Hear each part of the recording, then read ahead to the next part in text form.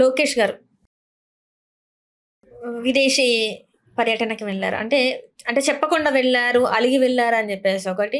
And అట్లనే AP ముఖ్యమంత్రి చంద్రబాబు నాయుడు గారు బుజ్జగించడానికి వెళ్లారు తన వెనకాల అని చెప్పేసి ఇది. అసలు లండన్‌లో ఏం జరిగింది? అసలు లండన్ టూర్ అనేది ఎందుకు వీళ్ళు అధికారికంగా చెప్పకుండా, అంటే ఒక ప్రోటోకాల్ ఉంటది. ఆ ప్రోటోకాల్‌ని మించి ఎందుకు వెళ్లాల్సొచ్చింది? ఎందుకు చెప్పకుండా వెళ్లాల్సొచ్చింది అసలు? ఇది వ్యాలిడ్ క్వశ్చన్ మీరేస్తున్నారు. కొంతమంది అంటున్నారు జగన్ గారు చెప్పెళ్ళాలి, జగన్ గారు చెప్పెళ్ళక్కర్లేదు. రాష్ట్ర ముఖ్యమంత్రి పర్సనల్ విజిట్ అయినా సరే అది పబ్లిక్ అని. అంటే లోపల ఏం చేశారు మనకున్నారు. అంటే నేను అనేది వాళ్ళ కుటుంబ వెకేషన్స్ అని చెప్పి వెళ్తూ ఉంటారు. ఇంతకుముందు వెళ్ళి చెప్పారా లేదని ఆ ప్రశ్న ఆ రోజు వేయాల్సింది. వాళ్ళు మాత్రం అఫీషియల్ ఇది మాత్రం అవసరం ఉండదు, unless it's private visit. Private visit అన్నా ప్రైవేట్ విజిట్ మీద వెళ్తున్నారని రాసుకుంటారు. అవును సార్. సరే, నేను ఆయన ఎలిగేల్ గారు ఇవన్నీ కూడా ఊహాజనిత ప్రశ్నలు అండి. కానీ లోకేష్ గారిని మంత్రిగా చేయాలని ఇంట్లోంచి చాలా ఒత్తిడి ఉన్నమాట. మంత్రి కదా సార్ ఒకప్పుడు. ఆయన చంద్రబాబు నాయుడు గారు ఇష్టపడలేదని ఎవరో చెప్పింది ఆ రోజు అండి. వితౌట్ మీకు తెలుసు కదా ఎమ్మెల్సీ అప్పుడు మంత్రి. ఎందుకంటే ఆ రోజు అందరూ వాళ్ళు వచ్చినప్పుడు హైటెక్స్ కేటీఆర్ గారు కూడా మంత్రిగా ఉండి సీఎం పంచాయతీరాజ్ శాఖ మంత్రి లేకపోతే ఐటీ శాఖ మంత్రి ఉన్న అభిప్రాయం వచ్చి ఉంటాను, తప్పలేదు. ఒత్తిడి చాలా గట్టిగా ఉంటుంది. చంద్రబాబు నాయుడు గారు ఈజ్ హార్డ్ వర్కర్ అండి. Come what ever minus points ఏదైతే ఆయన హోదా విభజన పక్కన పెట్టిన దానికి డెఫినెట్గా మేము మిగతా దాంట్లో తప్పుదారి పడుతున్నారు రాజధాని విషయంలో కొన్ని విషయాల్లో. బట్ రెస్పెక్ట్ టేకింగ్ మారిన మనిషి కూడా భావిస్తున్నాను. వాళ్ళు చంద్రబాబు నాయుడు గారు కొంచెం మమతలు మనసులు కొంచెం తక్కువ ఉండే అనిపించే చంద్రబాబు నాయుడు గారు వాళ్ళు మళ్ళీ ఆప్యాయత పెరగడం, అన్నమాట నిలబెట్టుకోవడం నేను చాలామంది చూశాను. ఇవాళ టీవీ నాయుడు గారి విషయంలో, బాలకోట గారి విషయంలో, లేకపోతే ఇంకొక బ్రహ్మం గారి విషయంలో, అనేక మంది కార్పొరేషన్ విషయంలో, జీవిరెడ్డి గారు మిగతా వద్దన్నా సరే ఆయన వెళ్ళిపోయిన ఇదే సంగతి. ఆయన కాకుండా మిగతా విషయంలో కానీ కింద కార్యకర్తలకు అన్యాయం జరుగుతుంది అనేది ఆయన దృష్టికి వెళ్తుందో తెలియదు. ఆయన మారిన మనిషిగా ఉన్నట్టున్నారు. బట్ లోకేష్ గారిని ఎట్టి పరిస్థితుల్లో ముఖ్యమంత్రిగా ఈ టెన్యూర్లోనే చేయాల్సిన అవసరం ఉన్నప్పుడు మరి ఎందుకంత మొండి పట్టు ఈ టెన్యూర్లోని? వాళ్ళ కోరిక మీరెవరైనా మీరు కూడా అవ్వాలనుకుంటారు ముఖ్యమంత్రి, మీ ఆకాంక్ష అది. అంటే కేటీఆర్ గారు చేసిన మిస్టేక్ని, కేటీఆర్ గారిని ఆ రోజే ముఖ్యమంత్రి చేస్తే మాజీ ముఖ్యమంత్రిగా హోదా ఉండేది లాస్ట్ 1 yearలో. ఆయన చేయలేదనేది ఎలా ఉందో కళ్ళ ముందు కనపడుతుందో ఒక బాధ ఉంటుందే.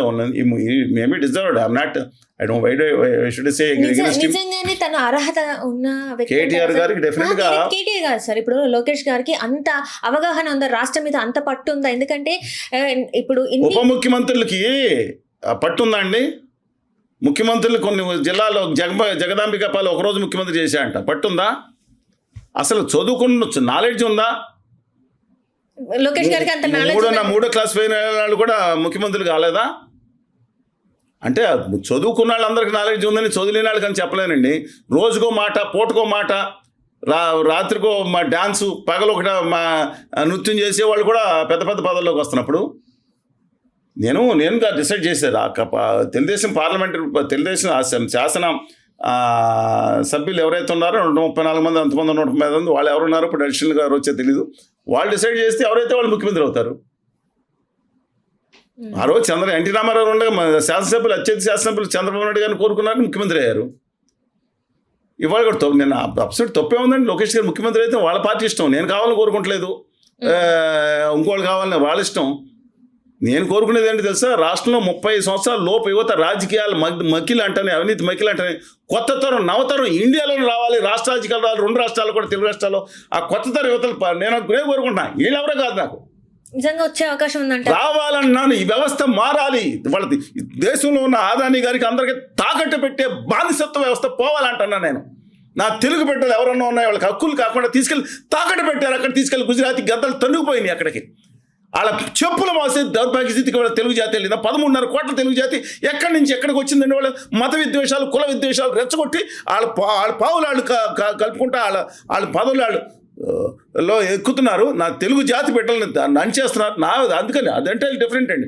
కానీ ఇవాళ అడుగుతున్నాను, ఇవాళ వాళ్ళ the prerogative of Telugu Desam party assembly members వాళ్ళ అది అయితే వచ్చు. కానీ నా అభిప్రాయం ప్రకారం బిఫోర్ ఎలక్షన్స్, ఆ తర్వాత కళ్యాణ్ గారికి ఏ హామీ ఇస్తారో తెలియదు. ఉత్తరాది సనాతనవాది వాడు ఎవరు కలిసి ఏంటో చేస్తారో తెలియదు. ఆ లోపు లోకేష్ గారిని ముఖ్యమంత్రి చేయాలని ఒత్తిడి గట్టిగా ఉందని నా అభిప్రాయం. నేను వినికిడి, నా అభిప్రాయం కాదండి, సారీ. బయట వినిపిస్తున్న వార్తలు అయితే ఎక్కువ వినిపిస్తుంది. ఉగాది తర్వాత ఖచ్చితంగా ముఖ్యమంత్రి ఇప్పుడే చంద్రబాబు నాయుడు గారు అలా అనుకోరండి. ఆయన వెరీ సీజన్డ్ పొలిటీషియన్. ఉగాది తర్వాత మరి నారా లోకేష్ గారికి ఆ పట్టాభిషేకం ఉండదు అంటారు మరి. పట్టాభిషేకాన్ని మీరు అనొచ్చు, అది వ్యంగ్యమైన వర్కౌట్ మేబీ. నేను అనుకుంటున్నాను 29 లోపే ఖచ్చితంగా ఆయన ముఖ్యమంత్రి అయ్యే అవకాశం ఉందేమోనని భావన ప్రజలు చెప్తుంది కానీ కాదు, వర్గాల నుంచి చెప్తుంది. కానీ అంటే ఇక్కడ చర్చించుకోని ఏవైనా అవి అక్కడికి వెళ్ళి ఏం చర్చిస్తాను, ఊరుకొని ఇంట్లో చర్చించుకోలేకుండా అదేం లేదు. మరి ఏముంది వాళ్ళ వ్యక్తిగతంగా ఏమో నాకు తెలియదండి, అది గవర్నమెంట్ నుంచి అఫీషియల్గా వస్తుంది.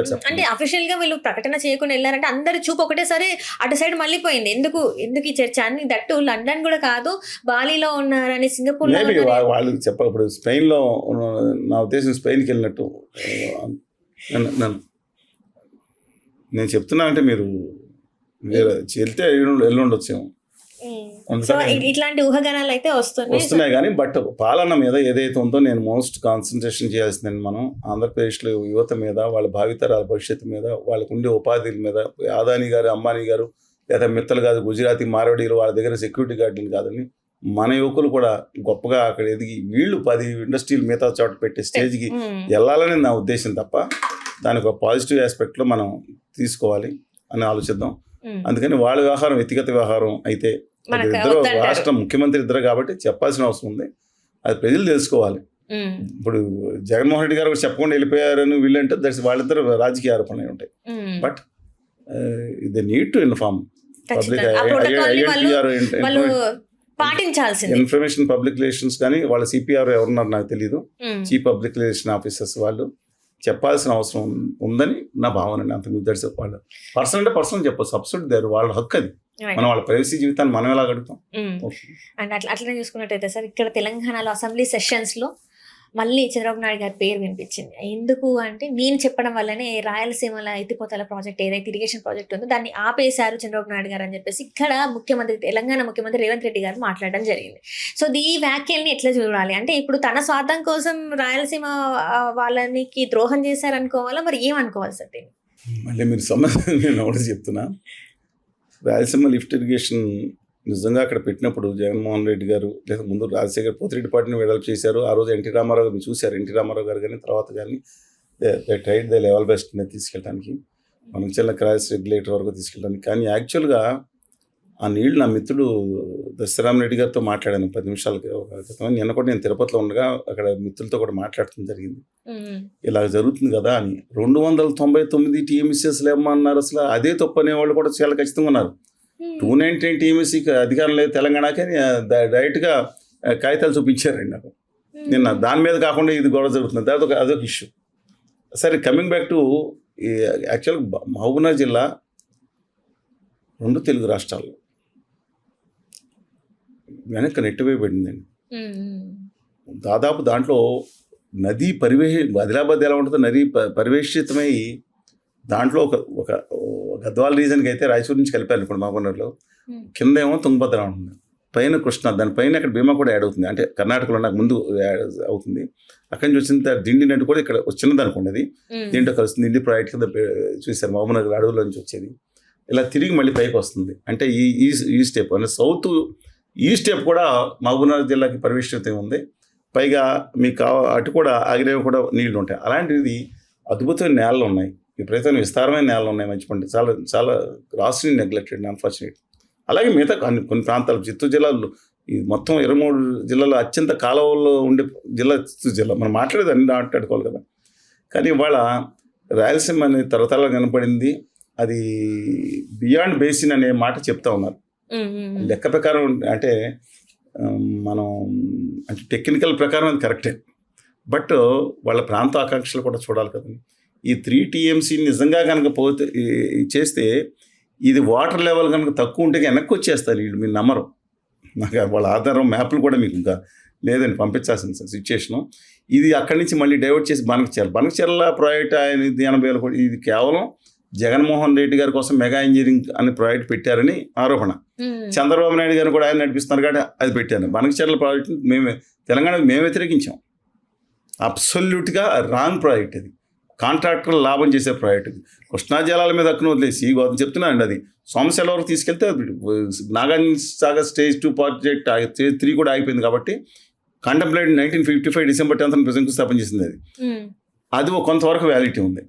కానీ ఈ విషయంలో మాత్రం మీరు సరే నేను వాస్తవాలు అక్కడ Brijesh Kumar tribunal final judgement రాలేదు, అందుకని బచావత్ ప్రకారం నడుస్తున్న సందర్భంలో 2995 ఫైల్ ఇప్పుడైనా 1001 ఏదో ఇంటర్న్ జడ్జిమెంట్ ఇచ్చింది వేరే సంగతి. 3 టీఎంసీలు ఇష్యూ కాదండి ఇవాళ ఖచ్చితమైన స్థిరత్వం రావాలి. వాళ్ళు చంద్రబాబు నాయుడు గారు ఒప్పుకున్నారు, లేకపోతే జగన్మోహన్ రెడ్డి గారి టైంలోనే దానికి అడ్డంగా పడింది, తెలుసు కదండి. ఇప్పుడు చంద్రబాబు నాయుడు గారు చేసింది ఆయన ఒప్పుకున్నారనేది వాళ్ళు ఎవరు మాట్లాడుతున్నారు? ఒక రాష్ట్ర ముఖ్యమంత్రి మాట్లాడినప్పుడు రెండో రాష్ట్ర ముఖ్యమంత్రి చెప్పాలి కదా వాస్తవాలు. స్పందించలేదు సార్ ఇక్కడ ఆయన. అందుకని ఇవాళ రేవంత్ రెడ్డి గారు వెరీ షూడ్ పొలిటీషియన్. అంత దమ్ము ధైర్యం లేకపోతే ఆయన రాష్ట్ర ముఖ్యమంత్రి అయ్యేవారు కదా. ఎక్కడికి వెళ్ళారు? 2008లో కలగన్నారు, ముఖ్యమంత్రి అయిపోయారు 2003. అందుకని ఆయన వచ్చే దాంట్లో ఏదైనా అలాగే వెళ్తారు. ఆయన 2015లో అనుకుంటా కూర్చుంటే నేను హైకోర్టులో ఎలక్ట్రిసిటీ మీద ఏదో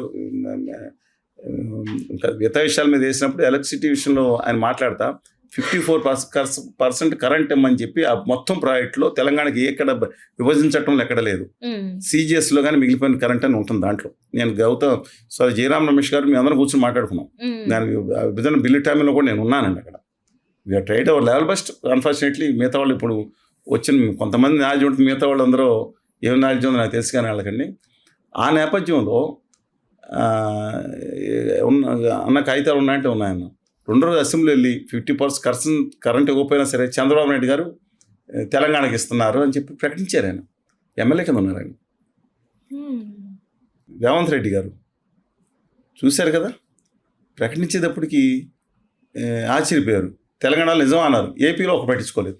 నిజంగానే చంద్రబాబు నాయుడు గారు ఏపీ యొక్క హక్కులు, నేను మళ్ళా చెప్తున్నానండి, కొంత కాంప్రమైజ్ అయ్యి ఆ రోజు ఒప్పుకున్నమాట. ఇన్ని కాగితాలు ఇస్తాను, కోట్లు కాగితాలు ఇస్తాను, కోర్టులో ఉన్నాయి అన్నీ కానీ మిగతా డాక్యుమెంట్స్ కానీ ఇస్తాను. కానీ ఈ విషయం మాత్రం వేగ్ సబ్జెక్టు. తన క్రెడిట్ పెంచుకోవటం కోసం రేవంత్ రెడ్డి గారు చెప్పుంటారు. దీని మీద లేదంటారా సార్? అసలు 1% కూడా వాస్తవం లేదంటారా సార్? ఇవాళ జగన్మోహన్ రెడ్డి గారు ఒప్పుకున్నారా, కేసీఆర్ గారు ఉండగా, లేదా చంద్రబాబు నాయుడు గారు ఒప్పుకున్నారు? ఇప్పుడు ఏంటండి ఆంధ్రప్రదేశ్కి అన్యాయం జరిగిన సబ్జెక్ట్ వస్తుంది అక్కడ. అవును సార్, అదే. ఎందుకంటే నేను ఇది ఏ స్టేజ్ తీసుకెళ్ళిపోయారంటే, నేను అంతా తెలుగు జాతి ఒక్కడిగా ఉండాలని కోరుకునేవాడిని అండి. ఇవాళ భౌగోళిక బైఫర్కేషన్ ఏమి ఉండొచ్చు, కానీ మా సింగం 2 టీఎంసీల గురించి దెబ్బలాడుకునే సిచ్యువేషన్ వస్తే నేను ఒకటే చెప్తున్నాను, ఇలా వివాదాలు రెచ్చగొట్టి ఎవరికాళ్ళు స్వార్థ రాజకీయాల కోసం బయటకు వస్తున్న సందర్భంలో ఒకటే చెప్తున్నాను. ఇవాళ టీఎంసీ కోసం పోలీసులు కొట్టుకోవాల్సిన దౌర్భాగ్యత తీసుకొచ్చింది ఈ దిక్కుమాల రాజకీయ నాయకులు. ముందే చెప్పాను, విభజన ఇతని సంతానం ముందే చేయాలని. కేంద్రంలో ఉన్న ఉత్తర ఆదాని గారి ప్రభుత్వం ఏం చేసింది? 6 monthsలో కూడా 2 రాష్ట్రాలకు పరిష్కరించకపోతే వాళ్ళు నిర్ణయం చెప్పాలి. వాళ్ళు చెప్పరు. తాంబూలతో తనుగు సావండి, వీళ్ళందరూ తనుగుసి వచ్చి మా గుజరాతీ పాలకుల దగ్గర కాళ్ళ దగ్గరకు వచ్చి తెలుగు బిడ్డలు అందరికి వచ్చి వాళ్ళు తాకట్టు పెట్టుకోవాలి, మాకు న్యాయం చేయమని అడగాలని దౌర్భాగ్యమైన భావనలు వాళ్ళు వెళ్ళారండి. ఇవాళ నేను ఇంకోటి అడుగుతాను, ఏంటి టీఎంసీ కొంచెం 3 టీఎంసీ కొంచెం దెబ్బలాడుకోవాలి మనం? అసలు బుర్ర ఉందా వీళ్ళకే? ఇవాళ ఆంధ్రప్రదేశ్ తెలంగాణ 2 ప్రభుత్వాలు కేంద్రంలో బచావత్ ట్రిబ్యునల్ దుర్మార్గం చేసిందని కేంద్రం సుప్రీంకోర్టులో వేసిందండి. మేము ట్రిబ్యునల్లోకి మేము వెళ్ళకూడదు, ప్రభుత్వాలు వెళ్ళాలి, మేము ప్రైవేట్ వ్యక్తులు వెళ్ళే హక్కు లేదని చెప్తున్నాను. ఇట్స్ హ్యావింగ్ సుప్రీంకోర్టుకు ఉన్నంత జ్యూడిక్షన్, అంత పవర్స్ ఉన్నాయి ట్రిబ్యునల్కి. మేము వెళ్ళి చెప్తే ఇతర రాష్ట్రాల నుంచి మొత్తం మిగిలిన జిల్లాలు పనిచేశారు, నాశనం అయిపోతుంది ఆంధ్రప్రదేశ్ తెలంగాణ భవిష్యత్ తరాల్లో 2 రాష్ట్రాలు కలిపిన వేస్తే కేంద్రంలోని ఆదాని గారు ఉత్తర భారత జనతా పార్టీ ప్రభుత్వం నేను చెప్తున్న అఫిడవిట్ తీసుకెళ్ళి సుప్రీంకోర్టులో వేసింది. మహానుభావ ఎందరూ మేము రాష్ట్రం 2 రాష్ట్రాల అందరికీ మంత్రులు అందరూ కలిసి తరలించండి బయటకు, మీరు గట్టిగా ఉద్యమించాలంటే పాపం వీళ్ళు ఏదో ప్రయత్నించారు, కానీ మళ్ళీ తీసుకెళ్ళి వీళ్ళెవరో తెలుగు వాళ్ళతో మనం మాట్లాడేది ఏంటని చెప్పి ట్రిబ్యునల్లో కేంద్ర ప్రభుత్వం మన 2 రాష్ట్రాలకు వ్యతిరేకం వేసి ఆఖరికి మోడీ గారు ఒకటి తంపు పెట్టారు. ఈ 2 రాష్ట్రాలు మేము అది మార్చుకోం, ఇతర రాష్ట్రాలకు లాభం చేస్తాం, మా ప్రభుత్వం ఉన్నట్టు అనుకున్నట్టు మీరు కొట్టుకోండి మిగిలిన దాంట్లో కాట్లాడబెట్టి పోయాడు ఆయన. ఇప్పుడు మనం కొట్టుకోవాలన్నమాట. నేను ఒకటి అడుగుతా ఉన్నాను, కొయినా డ్యామ్ ఉంది, ఆంధ్ర పవర్ ప్రాజెక్ట్స్ ఉన్నాయి ఎక్కడ మహారాష్ట్రలో, వందలాది టీఎంసీలు, మళ్ళీ రిపీట్ చేస్తున్నానండి, వందలాది టీఎంసీల నీరు, మంచినీరు, వెస్ట్రన్ ఘాట్స్ నుంచి మనైపు రావాల్సిన నీరుని ఒక పెన్ స్టాక్ పెట్టి అది తీసుకెళ్ళి 100 టీఎంసీలని అరేబియా సముద్రంలోని ఉప్పు నీటితో కలిపేస్తున్నారు. అదే కనుక మనం వస్తే ఆలమట్లో వస్తారు, కరెంట్ తెప్పొచ్చు, నారాయణపూర్లు తెప్పొచ్చు, శ్రీశైలం తెప్పొచ్చు, జోరాలు తెప్పొచ్చు, శ్రీశైలం తెప్పొచ్చు, నాగాన్ సార్ పులిచెంతలో కూడా కరెంట్ తెప్పొచ్చు. ఇది మనం తక్కువైతే మనం ఇద్దాం, కరెంట్ నీళ్లు కొనుక్కొస్తాం. 200 టీఎంసీని తెచ్చుకుని హక్కుంటే అక్కడ పోట్లాడే ధైర్యం లేక కోస్తా తెలంగాణ రాయలసీమ తంపు పెడుతున్నారు ఈ రాజకీయ నాయకులు. వందల టీఎంసీలు నేను ప్రశ్నిస్తున్నాను. 100 టీఎంసీలు కేసీఆర్ గారు అన్నారు, ఆల్మెంట్ ఎత్తి పెంచుకోమన్నారు. ఆయన కారణాలు ఏమున్నాయో 100 టీఎంసీలు అగస్త్యతనం లాగా తీసుకెళ్ళి మంచినీటిని తీసుకెళ్ళి పవర్ తిప్పేసి ఆ Tata project Andhra power projects తీసుకెళ్ళి కానీ దాని గురించి ఎందుకు మాట్లాడలేదని మీ 3 టీఎంసీల గురించి ఎక్కువ వచ్చిందా? అసలు ఫస్ట్ 854 టీఎంసీ లెవెల్, తర్వాత 16 జీవో నెంబర్ ఆఫ్ ఇష్యూస్ ఉన్నాయి అక్కడ. దాని గురించి మాట్లాడాలి. నాకు అర్థం కానండి, దేని గురించి ఎమోషన్ తెచ్చుకుంటున్నారు? తెలుగు రాష్ట్రం మీ స్వార్థం కోసం, మీ రాజకీయాల కోసం. ఏ పార్టీని అంటలేనా, అన్ని పార్టీలు ఉన్న వాళ్ళ గురించి మాట్లాడుతున్నాను నేను. అంటే మీకు అవకాశవాదం కోసం మీరు మాట్లాడుతున్నారా?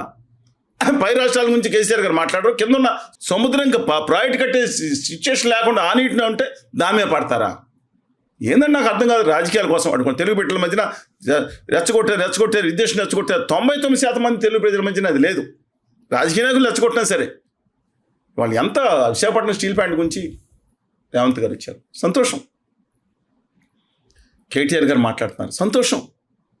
ప్రవీణ్ కుమార్ గారు మాట్లాడుతున్నారు, జాన్ వెస్లీ గారు మాట్లాడుతున్నారు, సాంబశివరావు గారు మాట్లాడుతున్నారు. అందరికీ అలాగే సింగరేణి కాలరీస్లో వాళ్ళ గుమ్మ వ్యాపారులు పరం కాకూడదు, తెలంగాణ బొగ్గు బంగారాన్ని గుజరాతీ మారడు వ్యాపారులకు అడ్డం ఇవ్వడం తప్పని మేలంటలు కూడా మాట్లాడతాం. ఈ తెలుగు ప్రజల ఆత్మీయత. దీనిలోకి ఒక తంపు మా దగ్గర పెట్టి తంబులాలు తనకు సావండి తాంబూలాలు కూడా ఇది కారం రాసి నెత్తి మీద ఇచ్చి మా నెత్తి మీద పడేశారు గుజరాతీ పాలకులు, ఆదాని గారు కంపెనీ. ఏం చేయమంటారు? 3 టీఎంసీల కోసం 10 టీఎంసీల కోసం కొట్టుకోం మేము. మీరు అనుకున్నట్టు నేను I don't want take any sides అండి. అరే 19-20 ఫరక్ అంటారు. తెలంగాణకి 5 టీమ్స్లు ఎక్కువ వెళ్తాయి, కోస్తాకి వెళ్తాయి, రాయలసీమకి వెళ్తాయి. అరే సర్దుకుంటాం అన్నదమ్ములు. పోనీ ఒకసారి సర్దుకుంటాం. పోనీ అన్న తమ్ముడు తీసుకున్నాడు ఒక టీం, నేను దాని గురించి కూడా సరే తెలంగాణ టీమ్స్ ఎక్కువ తీసుకుంటుందని make much difference for us. తెలుగుజాతి గొడవలు పెడితే మీ రాజకీయాల కోసం ఇలా చేయటం మంచి పద్ధతి కాదంటున్నాను. హలో, తెలుగు రాజ్యం ఛానల్ చూస్తున్నారా? సామాజిక రాజకీయ జీవన చిత్రణే తెలుగు రాజ్యం. అతిశయోక్తులు అసత్యాలు ఉండవు. రాజకీయ కోణం కాదు, ప్రజా కోణమే కొలబద్ద. తెలుగు రాజ్యం వీక్షణ మీ ఉత్తమ అభిరుచికి నిదర్శనం.